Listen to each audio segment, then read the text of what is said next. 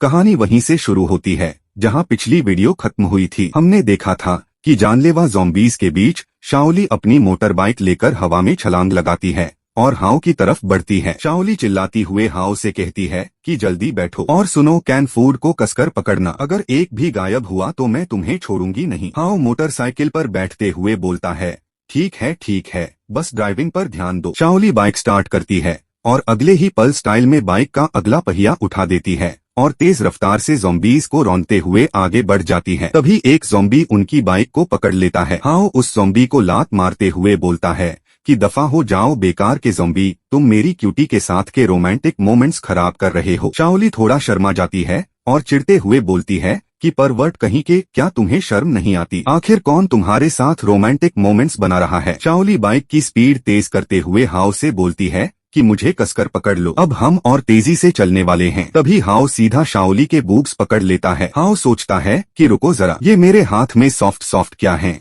ये तो काफी बड़े भी हैं। तभी शाओली गुस्से में उसके सिर पर घूंसा मारती है। हाओ बोलता है, ठीक है, इस बार माफ कर दो। शाओली चिढ़ते हुए बोलती है, अगर ये खाना मेरे लिए इतना जरूरी न होता तो मैं अपने पेट्रोल की एक बूंद भी तुम पर बर्बाद न करती। इसके बाद शाओली तेजी से बाइक भगाती है और हाओ को लेकर एक बड़े से मेंशन के सामने आकर रुकती है। वो दोनों उस मेंशन के अंदर जाकर आराम करने लगते हैं और तभी हाओ शाओली से पूछता है कि क्या ये भी तुम्हारा बेस है? शाओली जवाब देती है, हाँ, जब ज़ॉम्बी अटैक शुरू हुआ तो मैंने इस अमीरों के इलाके के छोड़े गए मेंशन को अपना ठिकाना बना लिया। हाओ हैरान होकर शाओली से पूछता है कि वैसे इतने रिसोर्सेज की कमी में तुम्हें ये बाइक और फ्यूल कहाँ से मिला? शाओली बताती है कि एपोकैलिप्स से पहले मेरे बर्थडे पर ये मेरे पापा का गिफ्ट था। फिर शाओली उदासी से बोलती है, मैं इसे सेंट्रल ह्यूओगो के सर्वाइवल कैंप में अपने पेरेंट्स को खोजने के लिए यूज करना चाहती थी, लेकिन क्वांजा का नॉर्थ गेट ज़ॉम्बीज़ से भरा पड़ा है। मैं इसे अच्छी तरह से संभाल रही हूँ, पेट्रोल जमा कर रही हूँ, कौन जाने शायद किसी दिन मैं यहाँ से निकल सकूँ। मुझे तो ये भी नहीं पता कि मेरे पेरेंट्स अब भी जिंदा हैं या नहीं। हाओ उसकी बात को ध्यान से सुनता है और उसे ऐसे उदास देखकर एक सेब निकालता है और आगे बढ़ाते हुए कहता है, लो ये खा लो, तुम्हें ताकत चाहिए होगी उन्हें ढूंढने के लिए। शाओली मुंह खोलकर हाओ का हाथ और सेब दोनों एक साथ मुंह में ले लेती है। हाओ अपना हाथ उसके मुंह से निकाल लेता है और शाओली सेब खाते हुए सोचती है कि ये तो बहुत ही डिलीशियस है। वो हाओ को बताती है कि मैंने तो ना जाने कब से सेब नहीं खाया है, 2 साल पहले एक सड़ा हुआ सेब खाया था, वो भी एक बड़े से फ्रीजर में रखा हुआ था। हाओ उसकी ऐसी हरकतों को देखकर सोचता है कि इसने तो मेरा पूरा हाथ ही चबा लिया, इसे खाना कुछ ज्यादा ही पसंद है। हाओ को एक आइडिया आता है। वो सोचता है कि बिल्कुल सही, मैं इसी मौके पर उससे उसकी सिचुएशन के बारे में पूछ सकता हूँ। और हाओ मुस्कुराते हुए शाओली से पूछता है कि एक बात बताओ क्यूटी, तुम मेरा पीछा क्यों कर रही हो? कहीं ऐसा तो नहीं कि तुम मुझ पर फिदा हो गई हो? ये सुनकर शाओली के मुंह से सेब निकल जाता है और शाओली गुस्से में बोलती है, कौन तुम्हारे पीछे दीवाना है? मुझे तो सिर्फ खाने की फिक्र है, अगर तुम मर गए तो मुझे खाना कहाँ से मिलेगा? फिर शाओली सीरियस होकर हाओ से पूछती है कि तुम असल में हो कौन और तुम्हारे पास इतना सारा खाना कहाँ से आया? हाओ जवाब देता है कि ये हमारी दूसरी मुलाकात ही सही, पर मुझे अब भी नहीं पता कि तुम कौन हो, तो मैं कैसे तुम्हारे साथ अपने सारे सीक्रेट्स शेयर कर सकता हूँ। शाओली बोलती है कि तुम मेरा नाम तो पहले से जानते ही हो। फिर वो अपनी कहानी बताना शुरू करती है कि एपोकलिप्स से पहले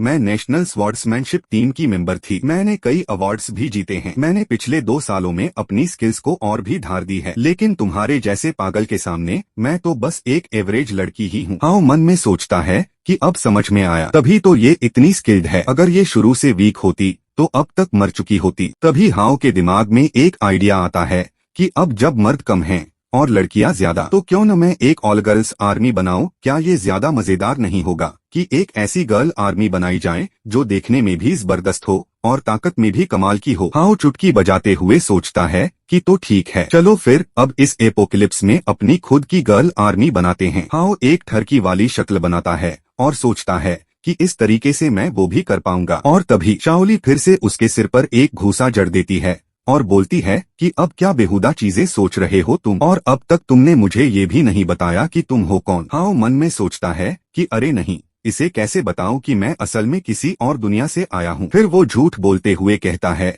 मेरा नाम है हाओ लानरे, मैं एक मार्शल आर्ट्स कोच हूँ। और फिर वो शरारती अंदाज में बोलता है कि जहाँ तक फूड का सवाल है वो मेरी पैंट में है, तुम चाहो तो चेक कर सकती हो, आओ और मेरी पैंट में से निकाल लो। शाओली उसकी पॉकेट की तरफ देखती है और फिर उस पर तकिया फेंक कर मारते हुए बोलती है कि तुम्हारी हिम्मत कैसे हुई मुझे इस तरह से छेड़ने की, अब तुम पिटोगे। फिर हाओ सोफे पर बैठकर सीरियस होते हुए कहता है कि चलो अब असली बात करते हैं, मुझे तुमसे एक डील करनी है। शाओली पूछती है कि कैसी डील। हाओ कहता है कि मुझे इस इलाके में ज़ॉम्बीज़ का शिकार करना है और तुमको इस इलाके की जमीन, रास्ते और एग्जिट्स की पूरी जानकारी है। मैं चाहता हूँ कि तुम मेरी गाइड बनो। शाओली चौंकते हुए सोचती है कि ये बंदा ज़ॉम्बीज़ का शिकार करने की बात कर रहा है, ऐसा तो कोई पागल ही करेगा। हाओ उसे लालच देते हुए कहता है कि अगर तुमने हाँ कर दी और तुम तैयार हो तो खाने की फिक्र छोड़ दो, हर मील में तुम्हें कैंड मीट बॉल्स और सेब मिलेंगे। इतना सुनते ही शाओली के मुंह में पानी आ जाता है और वो तुरंत बोलती है कि मैं तैयार हूँ। शाओली मन ही मन सोचती है कि ये हाओ उतना भी बुरा नहीं है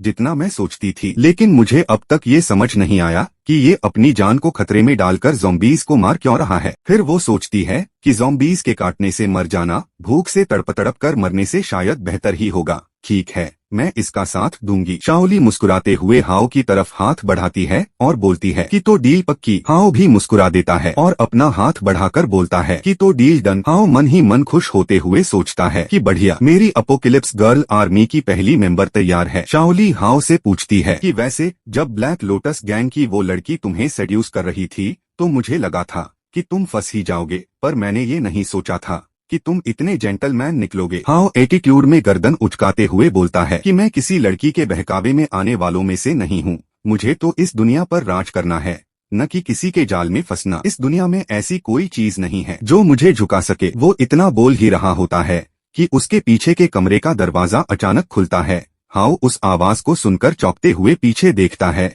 और खुशी के मारे उसकी नाक से अचानक खून बहने लगता है। उस कमरे से एक लड़की बाहर आती है जिसने ना के बराबर कपड़े पहने होते हैं और वो लड़की बोलती है कि सिस्टर क्या तुम वापस लौट आई। और इसी के साथ हमारी आज की वीडियो खत्म होती है। अब देखना ये होगा कि क्या हाओ की गर्ल आर्मी की अगली मेंबर यही लड़की होगी। आगे क्या होगा जानने के लिए देखिए अगला एपिसोड। अगर वीडियो पसंद आई हो तो लाइक कीजिए, सब्सक्राइब कीजिए और बेल आइकन दबाइए ताकि अगली वीडियो आप मिस न करें।